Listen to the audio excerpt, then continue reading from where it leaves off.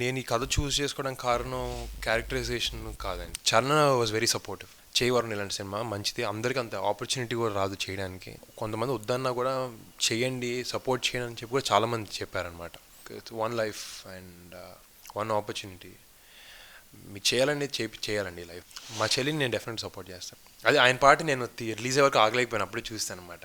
సినిమాలు మానేసి ప్రజారాజ్యంలోకి వెళ్తాను అన్నప్పుడు తలుపులు లాక్ చేసుకుని ఏడ్చాను. ఫ్యాన్స్ కూడా తెలుసులేండి, అది బాబాయ్ మీద ఉన్న లవ్తోనే వాళ్ళు పవర్ స్టార్ని అడిచినా కూడా పెద్దనాన్నలు మాడుతుంటే కొంచెం ఇబ్బందిగా ఉంటుంది. మా ఫాదర్ కూడా మన ఏదో అన్నా కూడా ఇట్స్ వాళ్ళందరినీ మా ఫ్యామిలీలో ఒక మెంబర్స్ అనుకుని అని అన్నట్టే తప్ప ఇంకేం లేదు. శ్రీకాంత్ అడ్డాల గారు బేసిక్లీ డైరెక్టర్ కన్నా he was more like my father slash brother. ఆయన స్టైలే వేరే అండి. Maverick director arrest fast and super person. Who am I after all? ఒక 1 మూవీ చేసిన హీరోయిన్ వరుణ్, కథ నీకు ఎలా ఉంది, నీకేం చేంజెస్ కావాలని చెప్పని అడుగుతారు. ఎవరు అడుగుతారండి?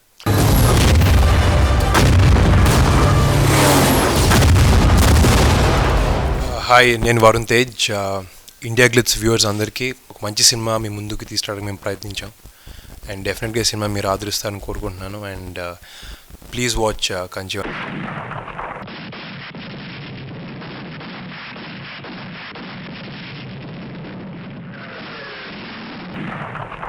నా ఈ సినిమాకి పర్టిక్యులర్గా క్యారెక్టర్ వేరియేషన్ డెఫినెట్గా ఉంది. కానీ నేను ఈ కథ చూస్ చేసుకోవడానికి కారణం క్యారెక్టరైజేషన్ కాదండి, కథలో ఉండే కంటెంట్. అండ్ డెఫినెట్గా వరల్డ్ వార్ 2 నేపథ్యం, అందులో ఒక లవ్ స్టోరీ, లేకపోతే ఇండియా నుంచి బ్రిటిష్ తీసుకెళ్ళి వరల్డ్ వార్లో వాళ్ళ సైడ్న జర్మనీకి అగెయిన్స్ట్గా ఫైట్ చేయించిన ఒక ఇండియన్ సోల్జర్ కథ ఎట్లా ఉంటుంది, వాళ్ళ లైఫ్ ఎలా ఉంటుంది, కొత్త కాన్సెప్ట్. అది నన్ను చాలా ఎక్సైట్ చేసింది. అండ్ ఈ సినిమా చేయడానికి కారణం అదే. అండ్ ఈ సినిమా చేయడానికి మెయిన్ కారణం అయితే అదే. నా క్యారెక్టరైజేషన్ కన్నా నాకు కంటెంట్ ఈ సినిమాని నన్ను డ్రైవ్ చేసింది.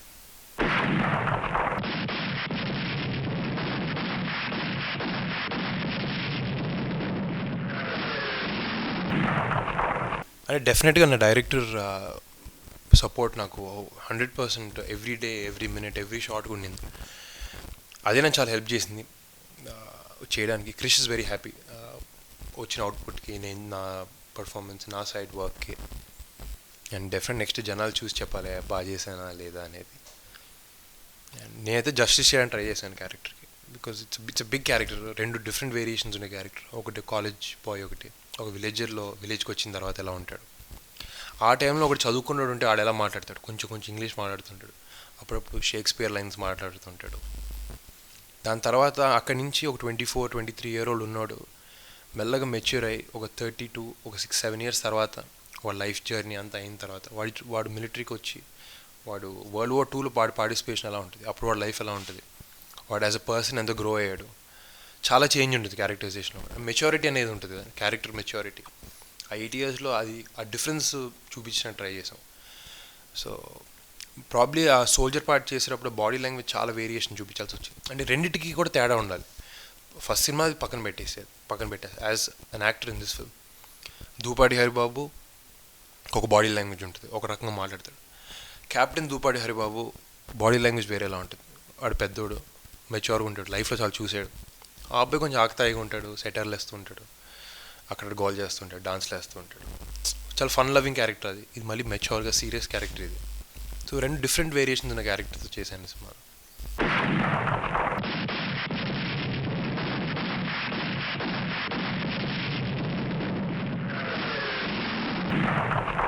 వరల్డ్ వార్ 2లో ఉన్న వాళ్ళని కలవడం కష్టం.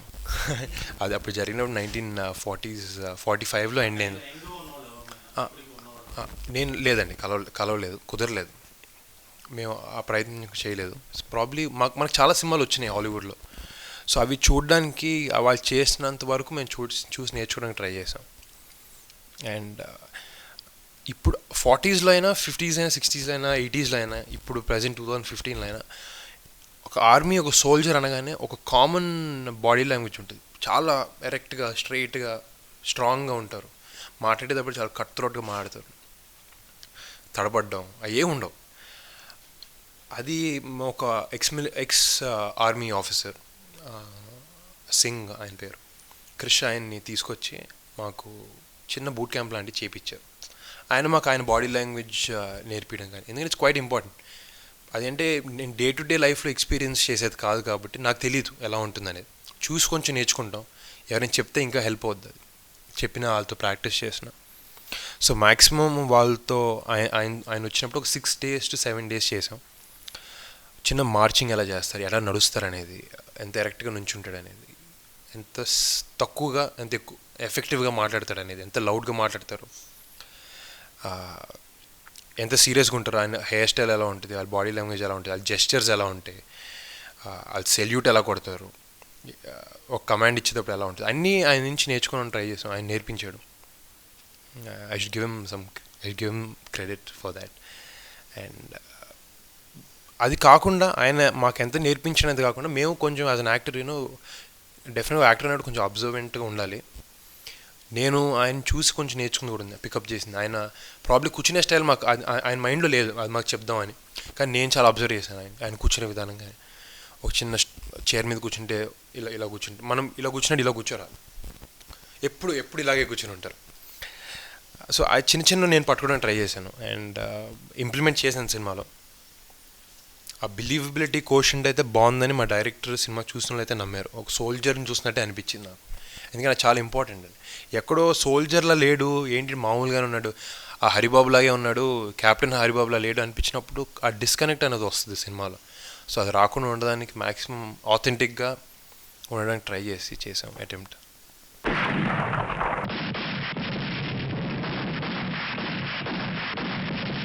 బేసిక్ ప్లాట్ చూపించాలనుకుంది మేము మనుషుల మధ్యన వాళ్ళ మనసుల మధ్యన ఉండే కంచెల్ని. ఎట్లా అంటే, ఒక అతను చూసి ఆడు మనకన్నా తక్కువ కులమాడు, ఆ వేరే కులమాడు, లేకపోతే మన ఈ జాతికి చెందిన వాళ్ళం, లేకపోతే మన ఈ ప్రాంతానికి చెందిన వాళ్ళం, మనం సౌత్ ఇండియాకి చెందిన వాళ్ళం, లేకపోతే మన నార్త్ ఇండియాకి చెందిన వాళ్ళం, మేము ఇండియన్స్, అలాంటి ఫీలింగ్ ఏది లేకుండా మనిషి అన్నాక ఒక చాలా మంచి డైలాగ్ ఉంటుంది సినిమాలో. అంటే ఒక ఎర్త్ అనేది ఇంత ఉంటుంది, దాంతో కంపారిటివ్ స్టేట్మెంట్లో సన్ ఇంత ఉంటుంది ఎర్త్ కన్నా పెద్దగా సైజ్లో. సన్ అనేది ఒక సోలార్ సిస్టంలో ఉంటుంది. ఒక సోలార్ సిస్టమ్ లాంటివి ఒక మిల్కీవే గ్యాలక్సీలో కొన్ని వేలాది సోలార్ సిస్టమ్స్ ఉంటాయి.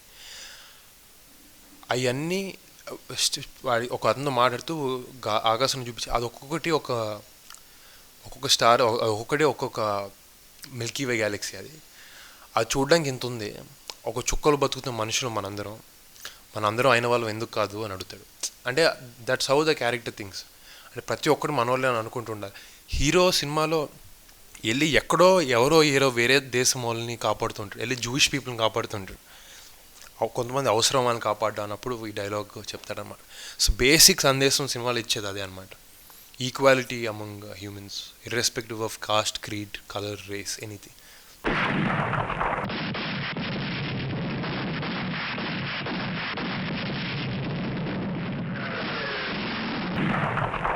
అంటే నేను నా పర్సనల్ ఫ్రంట్గా నేర్చుకున్నాను, నేను క్యారెక్టర్ వరకే చేస్తాను, అంతవరకే చేస్తాను. ఎందుకంటే అది అయిపోయిన వెంటనే ప్రాబ్లీ నేను ఏదో అది టూ మచ్గా నేను ఎక్కించుకుంటే నెక్స్ట్ సినిమా ప్రాబ్లీ అది ఎఫెక్ట్ అవ్వచ్చు. ప్రాబ్లీ నేను నెక్స్ట్ పూరిగా చేసిన సినిమాలో నేను ఎక్కడ దూపాటి హరిబాబులా ఉండలేను, లేకపోతే కెప్టెన్ హరిబాబులా ఉండలేను, లేకపోతే ముకుందలా ఉండకూడదు. లోఫర్ సినిమాలో లోఫర్లో ఉండాలి. ఆ క్యారెక్టరైజేషన్ వల్ల నేను ఏం పికప్ చేయలేదు, ప్రాబ్లీ ఏం పికప్ చేయలేదు. అది ఏం నేర్చుకున్నాను అది ఆ సినిమా వరకే కన్ఫైన్ చేసి అక్కడ వరకే పెట్టుకున్నాను.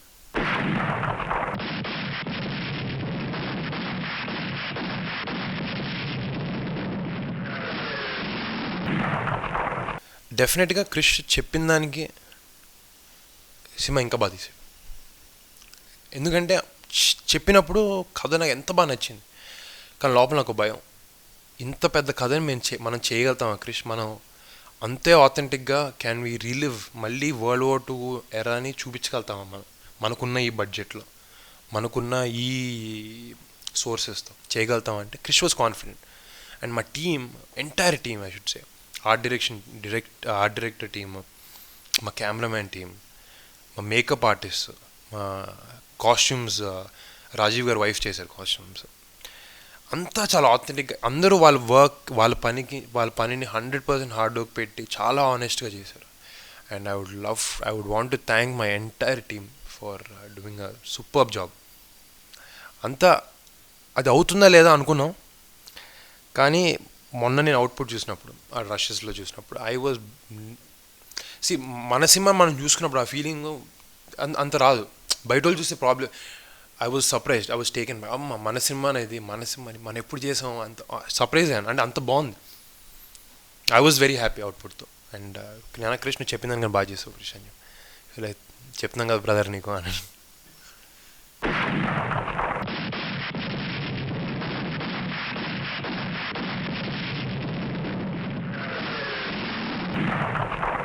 ఈ కథ ఫస్ట్ మా నాన్నగారు విన్నారు. అండ్ మా పెద్దనాన్నగారికి నేను కథ వినిపించలేదు, కానీ బేసిక్ ప్లాట్ చెప్పాను. అండ్ చాలా ఇంట్రెస్టింగ్ ఉంది, చెయ్యి మంచి సినిమా వద్ది అని అన్నారు. చరణ్ అన్నకి కొంచెం కథ వరకు తెలుసు. Charan was very supportive. చేయి వరుణ్ ఇలాంటి సినిమా మంచిది, అందరికీ అంత ఆపర్చునిటీ కూడా రాదు చేయడానికి. ఒక చిన్న బ్రాకెట్లో పడతాం, నీ కెరియర్ ఎర్లీ డేస్లోనే నువ్వు ఇలాంటి మంచి క్యారెక్టర్స్ చేయి, షో సమ్ వేరియేషన్, కొత్తగా ఏం చేయాలి. డెఫినెట్లీ మై చరణ్ అన్న also is one of the reasons నేను ఈ సినిమా చేయడానికి.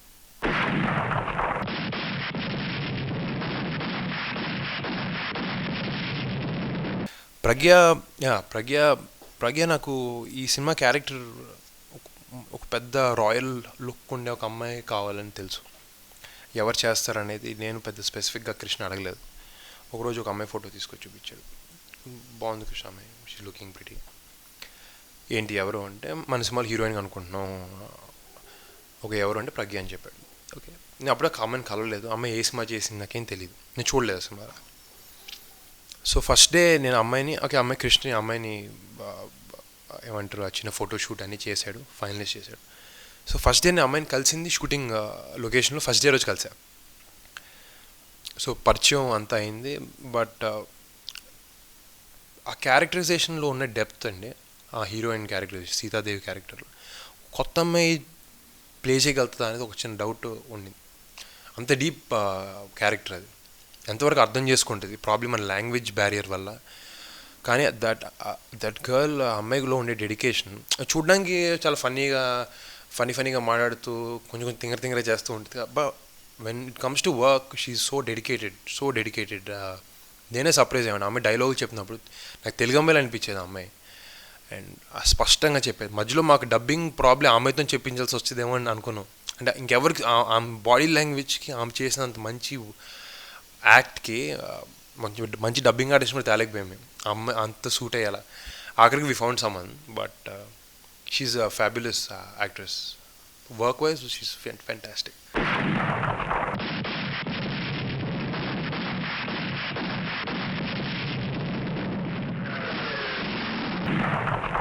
నాకు కొన్ని రివ్యూస్ వస్తుంటాయి, కమర్షియల్ సినిమా, ఈ సినిమా ఇలాంటి రకమైన ఒక రకమైన రిఫ్రెషింగ్గా ఏదైనా సినిమా ఉంటే మేము చూస్తాం అనేదానికి they have been few examples. Baahubali is not a commercial film. Even I think Srimanthudu also commercial సినిమానే కాదండి. It's not 100% commercial film. It's ఒక జానర్ అది, ఒక స్లోగా సటిల్గా ఉండే క్యారెక్టర్. కానీ ఇది పీపుల్ ఓపెన్ ఆర్మ్స్ యాక్సెప్ట్ చేశారు ఆ సినిమాని. అండ్ డెఫినెట్గా ఏదైనా రిఫ్రెషింగ్గా ఏదైనా కొత్తగా కంటెంట్ 100% బాగుంటే, content is the star of the film. Script అది బాగుంటే జనాలు చూస్తారు. అండ్ కమర్షియలా నాన్ కమర్షియలా లేకపోతే ఏ జానర్ అనేది నాకు సెకండరీ. సో డెఫినెట్గా ట్రైలర్ చూసిన అందరూ ఎంత మంచి రియాక్షన్ ఇచ్చారు. నేను ఎక్స్పెక్ట్ చేసిన ఒక లెవెల్కి కావాలని ఒక సర్ప్రైజ్ ఫ్యాక్టర్ అనేది ఉండాలని చెప్పి మేము ఏం ఇన్ఫర్మేషన్ కానీ, సినిమా ఎలాంటి కదా, ఒక ఫోటో కానీ ఏది ఇవ్వకుండా ప్రయత్నించాం. సక్సెస్ఫుల్గా వెళ్ళింది. ఒక్క ఫోటో ఎప్పుడు వచ్చినట్టుంది అంతే, ఎవరు తెలియదు. అందరూ ఒకసారికి అమ్మ ఏంటి సినిమా ఇలా ఉంది, కొంచెం కొత్తగా ఉంది, చూడాలని నాకు మెజారిటీ మాత్రం చూడాలని ఒక ఇంట్రెస్ట్ జనరేట్ అయింది బాగా ట్రైలర్ చూడగానే. And lot of people looking forward. నన్ను ఇంతమంది ఒక సినిమా గురించి నన్నైతే అడగలేదు. ముకుందా గురించి కూడా ఎంతమంది అడగలేదు. అంటే డెఫినెట్గా ఫస్ట్ సినిమా కాబట్టి ఇంకా యాంగ్జైటీ ఎక్కువ ఉంటుంది. కానీ ఆ సినిమా గురించి అడగడం వాళ్ళు కూడా అందరూ వచ్చి అడుగుతారు. ఎస్పెషలీ మా ఫ్యాన్స్ వరకు కాదు, బయట వాళ్ళు కూడా చాలామంది నీ సినిమా ఎప్పుడు వస్తుంది వారు మాకు ఇంట్రెస్టింగ్. మా ఫ్రెండ్స్ పేరెంట్స్ వాళ్ళందరూ మా టికెట్లు చెప్పండి మేము వెళ్తాం. That is an example that they are looking forward for this film, lot of people.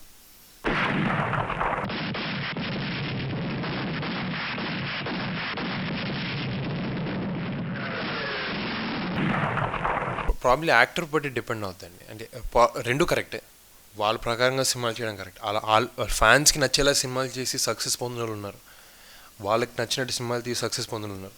For example Aamir Khan తీసుకోండి, అతను నచ్చిన సినిమాలు తను చేస్తాడు and he's a big star. For example మా పెద్దనాన్న గారిని తీసుకోండి, లేకపోతే రజనీకాంత్ గారిని తీసుకోండి, వాళ్ళ ఫ్యాన్స్కి ఎలాంటి సినిమా కావాలో అలాంటి సినిమా ఇవ్వడానికి ట్రై చేస్తారు and they are number one. బాబాయ్ కూడా అంతే, మా ఫ్యాన్స్కి ఎలాంటి సినిమా కావాలని గబ్బర్ సింగ్ ఇచ్చారు అండ్ పీపుల్ అలాగే రెస్పాండ్ అయ్యారు. ఆమిర్ ఖాన్ ఒక సినిమా డిపెండ్ అవుద్దండి ఆఖరికి. కానీ బట్ ఏది ఉన్నా కూడా ఫ్యాన్స్కి నచ్చాలని తీసినా కూడా కథ బాగుంటుంది. కథ బాగున్నాయి కాబట్టి శంకర్ దాదా ఎంబీబీఎస్ అని హిట్ అయింది, గబ్బర్ సింగ్ అని హిట్ అయింది, అత్తారింటి దారేది అని హిట్ అయింది. సో ఐ థింక్ ఫ్యాన్స్ని కంట్రోల్ చేస్తామనేది లేదండి. వాళ్ళకి మంచి సినిమా ఇవ్వడం ఒకటే మేము చేయగలిగేది. అంటే మంచి సినిమా ఇస్తే నాకు తెలిసి ఫ్యాన్స్ కదా, ఫ్యాన్స్ 100% చూస్తారు, విల్ బీ హ్యాపీ ఆల్సో.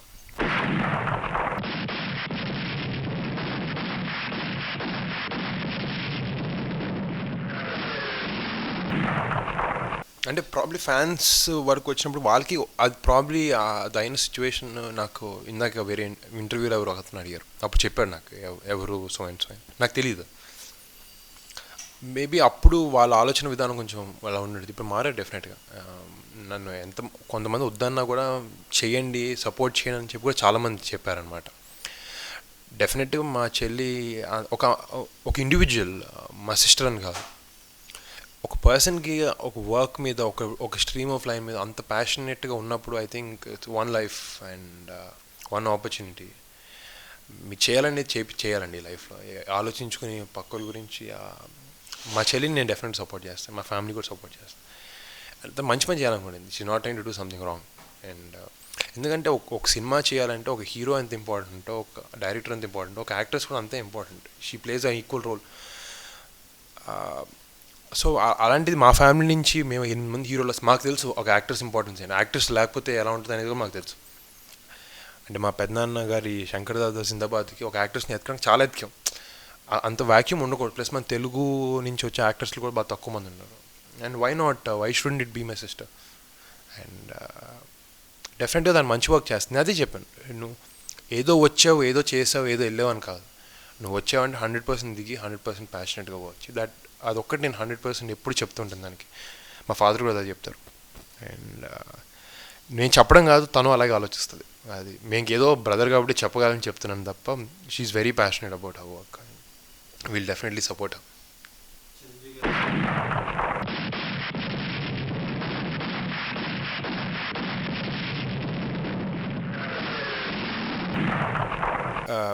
నేను యాక్చువల్లీ బ్రూస్లీ చూడలేదు, నేను మా పెద్దనాన్న పార్ట్ ముందే చూశాను. నేను 3 days నుంచి ప్రమోషన్ బిజీలో ఉన్నాను, నేను ఈరోజు నైటే చూస్తున్నాను అనమాట బ్రూస్లీ. అండ్ మా పెద్దనాన్ని అది ఆయన పాట నేను రిలీజ్ అయ్యే వరకు ఆగలేకపోయాను, అప్పుడే చూస్తాను అనమాట. And is looking fantastic. And ఆయన చూసామని నా కళ్ళు నీళ్ళు వచ్చేస్తాయి. నేను ఆయన ఫస్ట్ టైం ఆయన సినిమాలు మానేసి ప్రజారాజ్యంలోకి వెళ్తాను అన్నప్పుడు నేను లిటరల్గా నా ఇంటికి వెళ్ళిపోయిన తలుపులో ఆకేసుకుని ఏడ్చాను.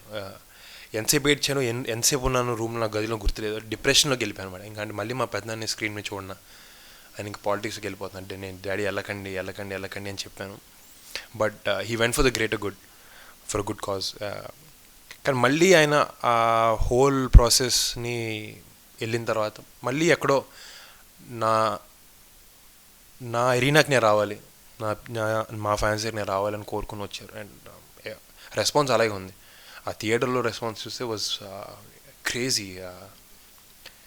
నేను థియేటర్లో బ్యాడ్ లక్ అక్కడ లేను నేను, లేకపోతే నేను 100% అక్కడ నేను విజిలేస్తూ పేపర్లు వేస్తుండేవాడిని.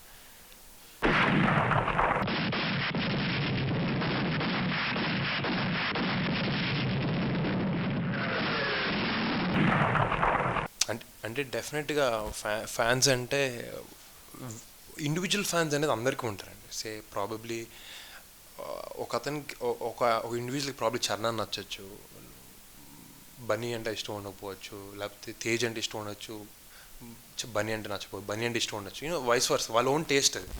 Every one a good artist.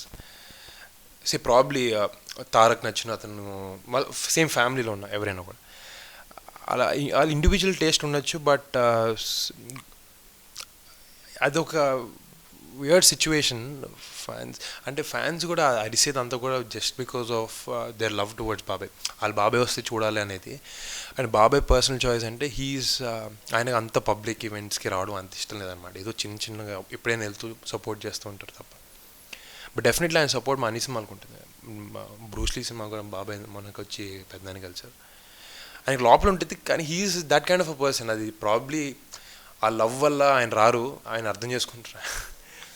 Fans కూడా తెలుసులేండి, అది జస్ట్ వాళ్ళకి ఏమంటారు, బాబాయ్ మీద ఉన్న లవ్తోనే వాళ్ళు పవర్ స్టార్ని అడిచినా కూడా. బట్ డెఫినెట్గా కొన్నిసార్లు ఏంటంటే స్టేజ్ మీద పెద్దనాన్నలు మాడుతుంటే కొంచెం ఇబ్బందిగా ఉంటుంది. అదర్వైజ్ ఏముంటుంది, మాకేం లేదు. మా ఫాదర్ కూడా మన ఏదో అన్నా కూడా వాళ్ళందరినీ మా ఫ్యామిలీలో ఒక మెంబర్స్ అనుకుని అని అన్నట్టే తప్ప ఇంకేం లేదు. మామూలుగా నాకు తెలిసి ఒక టైంలో కలీం బాబాయ్ అండ్ పెద్దనాన్న గారి ఫ్యాన్స్ అందరూ ఒకటి. మా పెద్దనాన్న గారి సినిమాలు చూసిన వాళ్ళు కలీం బాబాయ్ సినిమాలు చూశారు. నౌ డెఫినెట్లీ కలీం బాబాయ్కి ఆయన అంటూ ఒక big larger than life image ఉంది. సో ఇట్స్ ఎ టైమ్, మీ ఫ్యాన్స్ వాళ్ళ లవ్ అంతే, అది ఇంకేం లేదు, నథింగ్ ఎల్స్.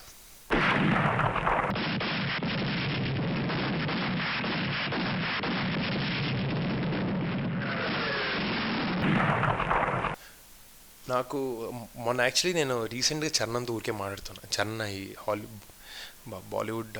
హాలీవుడ్స్ మీద ఉందన్నమాట. చరణ్ అలాంటి సినిమా చేయాలి చరణ్, మనం బాగుంటుంది, చేద్దాం రా ఏదో ఒక రోజు, నువ్వు నేను తేజ్ కలిపి చేద్దాం సినిమా బాగుంటుంది ట్యూ ఏదో. అది చిన్న డెఫినెట్గా మాకు చేయాలంటుంది, ఏముంది. నాకు మల్టీ స్టార్ అని కాదు, కథ బాగుంటే హ్యాపీగా చేసేస్తాను. మేబీ ఎవరు మంచి కథ రాస్తే బాగుంటుంది. Charan would be my pick. ఎందుకంటే అంటే మా జనరేషన్ కాబట్టి కొంచెం ఈజీగా, నాకు సడన్గా బాబాయ్ ముందు కెమెరా పెట్టి మీరు యాక్ట్ చేయంటే నేను షేక్ అయిపోతూ ఉంటాను. పెద్దనాన్న గారితో నేను ఒక చిన్న థమ్స్అప్ కమర్షియల్ చేశాను, ఒక హ్యాండ్సప్ అనే సినిమాలో కూడా చిన్న రోల్ చేశాను అనమాట. సో ఆయనతో ఆల్రెడీ నేను క్యామియోలు మా చరణ్ వీళ్ళందరికన్నా ముందే యాక్ట్ చేశాను అనమాట. సో బాబాయ్ అయినా ఫస్ట్ బాబాయ్ ప్రిఫరెన్స్. చరణ్ అయితే కొంచెం నేను కంఫర్టబుల్గా కూడా చేయగలుగుతాను.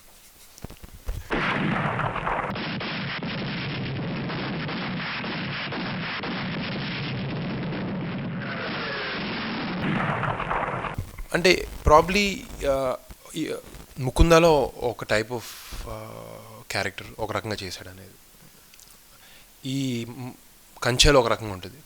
లోఫర్ కొంచెం ఎనర్జెటిక్గా, ఇంకా ఎనర్జెటిక్గా మన డే టు డే ఈ కాలంలో ఉండే కుర్రాడు ఎలా ఉంటాడు, ఓ లోఫర్ ఎలా ఉంటాడో అలా ఉంటుంది. వాడు చేంజ్ ఓవర్ ఎందుకు మారుతాడు అనేది డెఫినెట్గా కొంచెం ఎనర్జెటిక్గా different kind of performance, characterisation all together. So అదొక కొత్త యాంగిల్ చూపిస్తుంది అనుకుంటున్నాను ఆ సినిమా.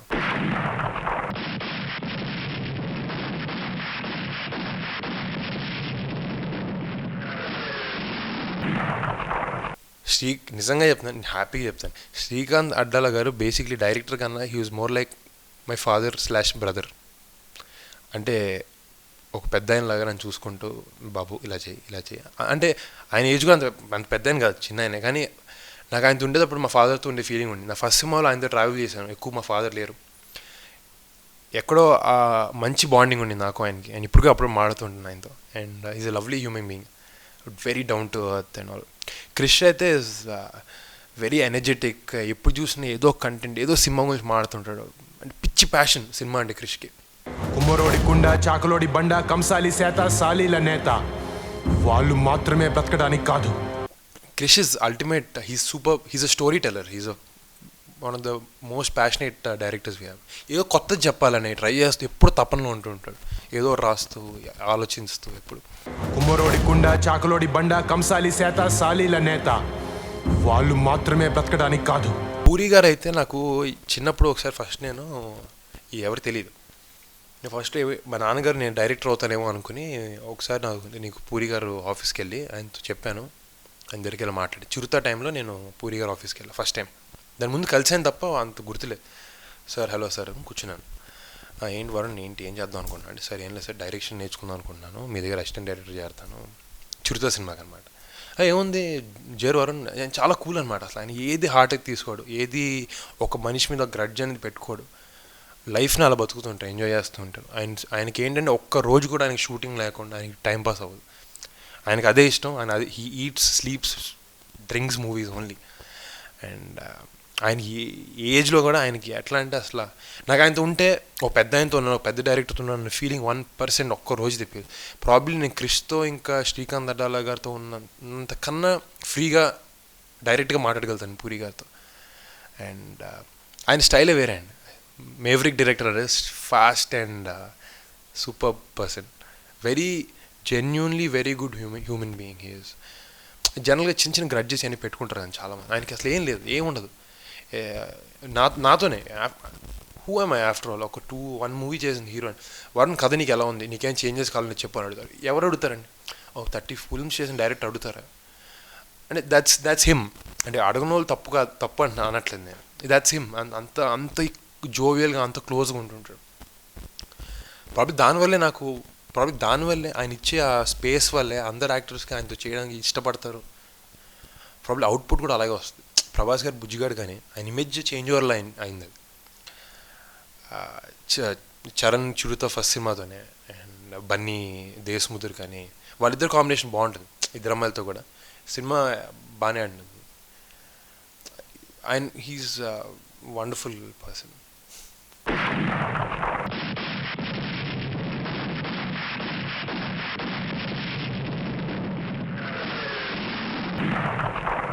నెక్స్ట్ కమిట్మెంట్ అంటే నేను ఇంకా వేర్ డు ఐ స్టాండ్ అనే దాని మీద నేను అయిపోయాను. ఏది కరెక్ట్ మనకి, ఏది బాగుంటాయి. Okay, 3 different kinds of films చేస్తున్నాను. ఒక మంచి కమర్షియల్ సినిమా చేస్తున్నాను, ఒక కొత్త నేపథ్యంలో కొత్త జానర్లో ఉన్న ఒక వార్ ఫిల్మ్ చేస్తున్నాను, లవ్ స్టోరీ. ఒక నీట్ విలేజ్ రూరల్ పాలిటిక్స్ మీద ఉండే ఒక సినిమా చేశాను. ఏది కరెక్ట్ అనేది ఇంకా నేనే ఎత్తుక్కుంటున్నాను. ప్రాబ్లీ డెఫినెట్గా నా స్ట్రెంగ్త్స్ ఏంటో తెలుసుకుని దాని ప్రకారంగా మూవ్ చేద్దామని అనుకుంటున్నాను. అందరినీ బ్రతికించడం కోసం నువ్వు ఎవరు అని అడిగితే ఏం చేస్తుంటావని, నీ నెత్తురేంటని కాదు, అలా అడిగిన వాడు మనిషే కాదు. ఈ సినిమాని మీరు ఆదరిస్తారని కోరుకుంటున్నాను. ఒక మంచి సినిమా మీ ముందుకు తేడానికి మా వంతు ప్రయత్నం మేము చేసాం. అండ్ మీరు చూసి మమ్మల్ని ఎంకరేజ్ చేస్తారని ఆశిస్తున్నాను. Thank you.